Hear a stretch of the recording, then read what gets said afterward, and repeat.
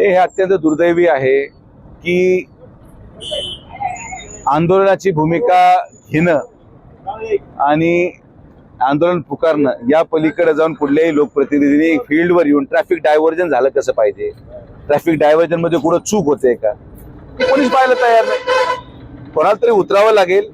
त्याच वेळ माझ्यावाली मी जरा नगरपालिकेच्या महानगरपालिकेच्या प्रचारामध्ये व्यस्त होतो आणि मग आता आज जेव्हा मी घरी चाललो होतो लोणीला तेव्हा मी विचारला हा प्रश्न, का एवढी जाम लागू राहिली रोज डावरीमध्ये.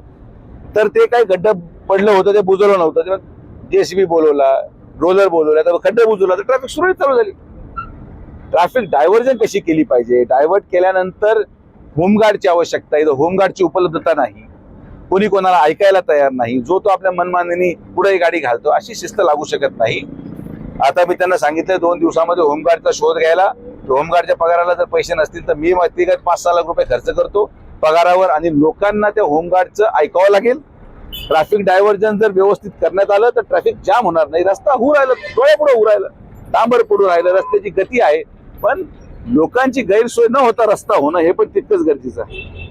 तर तीच भूमिका माझी आहे. आता आम्ही जमिनीवर उतरलेलो आहोत, फील्ड उतरलेलो आहोत. कधी कधी काय असतं, आपण लोकांना संधी देतो पहिलं काम करायची. ज्याला लोकांनी निवडून दिले अपेक्षेने त्यांनी काम करणं अपेक्षित आहे. आता निवडून आलेला माणूस करत नसेल तर पडलेल्या माणसाला काहीतरी करावं लागेल म्हणून मी लागलोय कामाला. तर राहुरीची जनतेला विनंती आहे की थोडं संयमाने घ्या सगळ्यांनी. जे होमगार्ड आपल्याला ट्रॅफिक डायव्हर्जन देणार आहे त्या ट्रॅफिक डायव्हर्जनच्या अनुसार आपण गाडी वाहतूक सुरळीत करावी. सगळ्यांनी एकमेकाला सहकार्य करा. एका कोणाच्या एकट्याचा घराचा रस्ता नाही, माझ्या एकट्या घराचा रस्ता नाही, पण जर तुम्ही सगळेजण एकमेकाला सहकार्य करून राहिलात तर रस्ता लवकर पूर्ण होईल आणि येणाऱ्या जाणाऱ्याची गैरसोय होणार नाही. ही आपल्या चॅनलच्या वतीने नम्र विनंती करतो.